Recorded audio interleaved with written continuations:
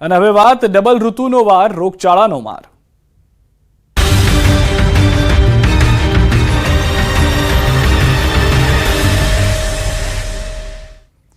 રાજ્યમાં રોગચાળાએ માજા મૂકી છે। બેવડી ઋતુના કારણે મચ્છરજન્ય અને પાણીજન્ય રોગચાળો વકર્યો છે, જેના કારણે હોસ્પિટલો દર્દીઓથી ઉભરાઈ રહી છે। રાજકોટ, સુરત અને અમદાવાદના દ્રશ્યો જુઓ। સિવિલ હોસ્પિટલમાં દર્દીઓની લાઈન લાગી છે। ડેન્ગ્યુના કેસમાં અચાનક જ ઉછાળો જોવા મળ્યો છે, તો સુરતમાં બાળકોમાં શરદી, ખાંસી, ઝાડા ઉલટીના કેસોમાં વધારો થયો છે। નવી સિવિલ હોસ્પિટલમાં બાળ રોગની ઓપીડી ઉભરાઈ। આ તરફ અમદાવાદમાં પણ રોગચાળાએ માથું ઉંચક્યું છે। સોલા સિવિલમાં છેલ્લા એક સપ્તાહમાં 13,568 ઓપીડી નોંધાઈ। એમાં પણ મચ્છરજન્ય રોગચાળાએ તો માજા મૂકી છે। એક સપ્તાહમાં જ ડેન્ગ્યુના 116 કેસ, જ્યારે મેલેરિયાના 29 કેસ નોંધાયા। અમદાવાદ શહેરમાં વરસાદી માહોલ બાદ રોગચાળો વકર્યો છે। શહેરમાં મચ્છરજન્ય અને પાણીજન્ય રોગચાળો વધ્યો। એએમસી દ્વારા રોગચાળો અટકાવવા કાર્યવાહી ચાલી રહી છે। આરોગ્ય તંત્રએ કન્સ્ટ્રક્શન સાઇટ, સ્કૂલ, મોલ સહિત પબ્લિક પ્લેસમાં ચેકિંગ હાથ ધર્યું। એએમસીના મેડિકલ હેલ્થ ઓફિસરે કહ્યું કે મચ્છરનું બ્રીડિંગ મળી આવતા એકમો સામે કાર્યવાહી કરાશે। તેમણે કહ્યું કે મચ્છરજન્ય રોગચાળામાં સૌથી વધુ હાલ યુવા સપડાઈ રહ્યા છે। ડેન્ગ્યુ અને મેલેરિયાના સૌથી વધુ કેસ સ્કૂલ અને કોલેજના બાળકોમાં જોવા મળ્યા। બીજી તરફ મેલેરિયા, ડેન્ગ્યુ, ચિકનગુનિયા, કમળો સહિતના કેસોમાં ઉછાળો આવ્યો અને કોંગ્રેસે એએમસીના રોગચાળાના આંકડા મુદ્દે પણ સવાલ ઉઠાવ્યા છે। લાસ્ટ મંથ દરમિયાન એટલે કે જુલાઈ માસની વાત કરીએ તો ડેન્ગ્યુના 171 કેસીસ, ઓગસ્ટ માસ દરમિયાન 688 કેસીસ અને ચાલુ એટલે કે કરંટ માસ દરમિયાન સપ્ટેમ્બર મહિનામાં 282 ડેન્ગ્યુના કેસીસ રિપોર્ટ થયેલા છે। સાથે સાથે ચિકનગુનિયાના કેસીસ બાબતે 7 કેસીસ જુલાઈ માસમાં, 58 केसेस अगस्त मास में और सितंबर मास में 22 केसेस रिपोर्ट थયેલા। तो अहमदाबाद शहर में डेंगू के ही 282 से अधिक केसेस है। चिकनगुनिया हो, जॉन्डिस हो या टाइफाइड हो, लगातार सबके केसेस में बढ़ोतरी होती जा रही है। लेकिन सबसे बड़ा सवाल तो ये उठता है कि अहमदाबाद म्युनिसिपल कॉरपोरेशन इस आंकड़ों में भी अहमदाबाद शहर की जनता को कहीं ना कहीं गुमराह कर रहा है। ડબલ ઋતુનો વાર ચાલી રહ્યો છે, જેના કારણે રોગચાળાનો માર વધી રહ્યો છે। રાજકોટમાં પણ ડેન્ગ્યુના કેસમાં અચાનક ઉછાળો આવ્યો છે। 29 કેસ નોંધાયા છે। સામાન્ય બીમારીના 2,342 કેસ, શરદી ઉધરસના 1,239 કેસ નોંધાયા છે। તાવના 739 કેસ, ઝાડા ઉલટીના 359 કેસ, ટાઇફોઇડના 5, કમળાના 2 કેસ તો મેલેરિયાના 2, ચિકનગુનિયાનો 1 કેસ નોંધાયો છે। મિશ્ર ઋતુની અસરમાં વાયરલ અને મચ્છરજન્ય બીમારીના કેસ અચાનક વધ્યા છે। ડબલ ઋતુમાં સ્વાસ્થ્યની કાળજી રાખવી ઉપરાંત લક્ષણો દેખાય તો તબીબનો સંપર્ક કરવા પણ સલાહ અપાઈ રહી છે। ચોમાસા પછીના એટલે કે વરસાદ પછીના દિવસોમાં જે છે એ ડેન્ગ્યુ ઉપરાંત મચ્છરજન્ય રોગચાળો છે એમાં ઉત્તરોત્તર વધારો નોંધાતો હોય છે। આ ઉપરાંત હાલ જે છે એ સિઝનલ ફ્લૂનો ટ્રેન્ડ પણ છે એ જોવા મળી રહ્યો છે, તો લોકોએ ખાસ છે તકેદારીના પગલાં છે એ લેવા જોઈએ। સૌપ્રથમ તો જોવા જઈએ તો રાજકોટ મહાનગરપાલિકાની આરોગ્ય શાખા દ્વારા એક્ટિવ અને પેસિવ સર્વેલન્સની કામગીરી ફિલ્ડમાં જે છે એ શરૂ કરવામાં આવી છે। આ ઉપરાંત આરોગ્ય કેન્દ્ર ખાતે વહેલું નિદાન, વહેલા સારવાર થાય એ પણ ખૂબ જ આવશ્યક છે અને એ મુજબ કાર્યવાહી કરવામાં આવી રહી છે। આ ઉપરાંત પીડી હોસ્પિટલ ખાતે પણ ઓપીડી બેઝ છે એ ડેન્ગ્યુના સર્વેલન્સ છે એ કરવામાં આવે છે। ખાસ કરીને ઓપીડી બેઝ પણ ડેન્ગ્યુના ટેસ્ટ કરીને તાત્કાલિક નિદાન અને સારવાર છે ઉપલબ્ધ કરાવવામાં આવે છે। રાજકોટ શહેરમાં રોગચાળો છે તે વકર્યો છે। ખાસ કરીને ડેન્ગ્યુના કેસમાં જે છે એ મોટો ઉછાળો આવ્યો છે।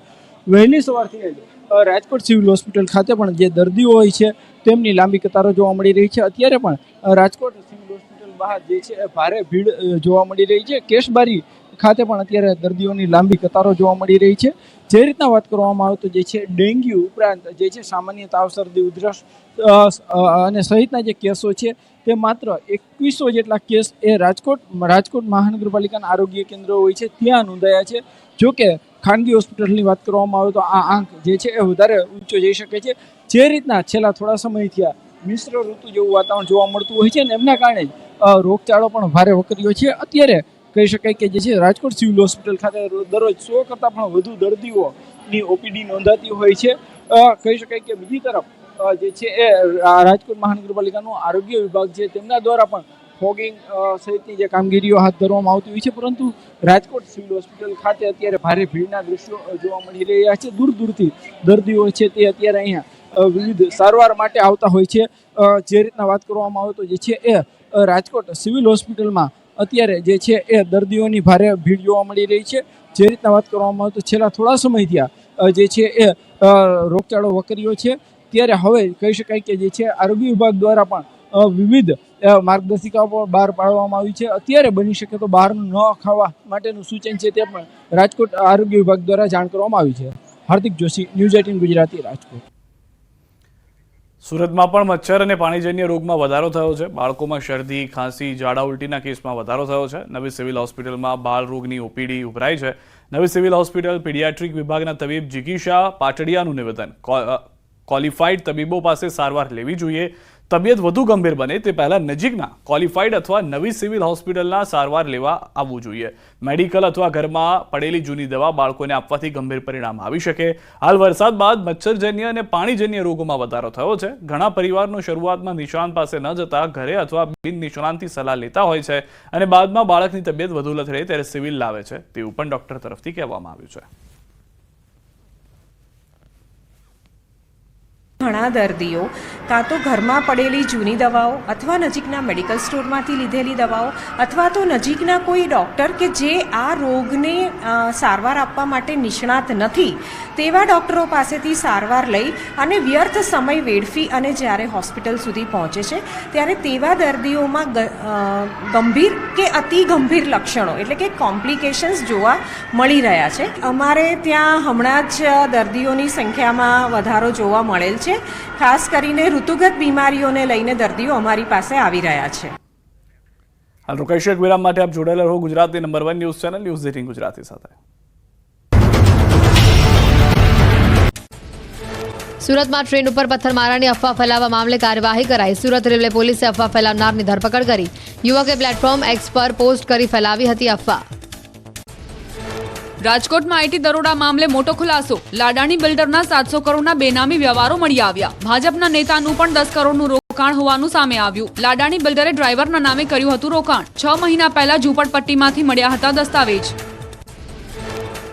જૂનાગઢના પ્લાસવા ગામમાં નકલી ડોક્ટર ઝડપાયો. દુકાન ભાડે રાખી ડિગ્રી વગર એલોપેથી અને સ્ટીરોઇડની દવાઓ આપતો.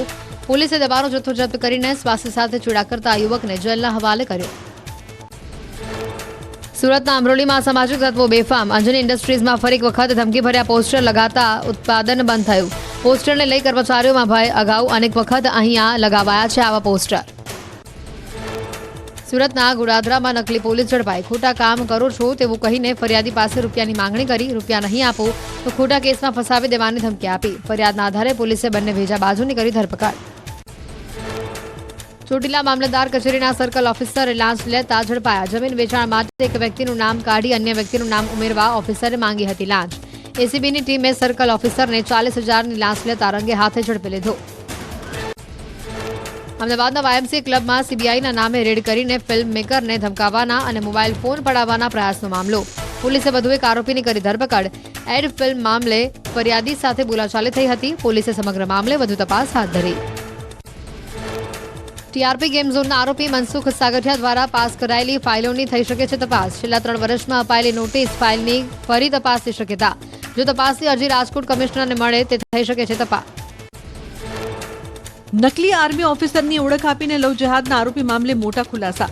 આરોપી સામે નકલી આધાર કાર્ડ બનાવવાનો વધુ એક ગુનો નોંધાયો. 100થી વધુ મહિલાઓને વર્ચ્યુઅલી પ્રોફાઇલ શેર કરી હોવાનું પણ સામે આવ્યું. પોલીસે વધુ તપાસ હાથ ધરી. ટ્રાફિક સમસ્યા મુદ્દે ગુજરાત હાઈકોર્ટમાં સુનાવણી થઈ. ટ્રાફિક નિયમો માટે જનતા માનવા તૈયાર ન હોવાની સરકારની દલીલને લઈને હાઈકોર્ટે ફટકાર લગાવી. કહ્યું તમે સિવિક સેન્સના માથે તમામ વાતો ન નાગી શકો. વધુ સુનાવણી 4 અઠવાડિયા બાદ હાથ ધરાશે. બદ્રીનાથ નેશનલ હાઈવે ચટવા પીપલમાં ભૂસ્ખલન થવાના કારણે માર્ગ થયો હતો બંધ. તંત્રએ કાટમાળ હટાવી રસ્તો શરૂ કરાવ્યો. હજુ પણ પથ્થરો પડવાના કારણે ફરીથી રસ્તો બંધ થવાની સંભાવના. ચારધામ યાત્રાએ ફરી વેગ પકડ્યો. યાત્રાના બીજા તબક્કામાં 2.70 લાખ શ્રદ્ધાળુઓએ કરાવી નોંધણી. એક દિવસમાં અંદાજિત 20,000 શ્રદ્ધાળુઓ ચારધામ યાત્રા માટે કરાવી રહ્યા છે રજીસ્ટ્રેશન. અંબાજીમાં ભાદરવી પૂનમના મેળાનો આજે છેલ્લો દિવસ. રાત્રે 12 વાગે પૂર્ણ થશે મેળો. 6 દિવસમાં 27 લાખથી વધુ યાત્રિકોએ કર્યા મા અંબાના દર્શન. મેળાની પૂર્ણાહુતિ બાદ આવતીકાલથી દર્શન અને શૈક્ષણિક કાર્યનો સમય રાબેતા મુજબ થશે. અંબાજીમાં આજે પત્રકારોએ ધજા ચડાવી. માહિતી વિભાગની ટીમ અને પત્રકારો પહોંચ્યા મા અંબાના ધામ.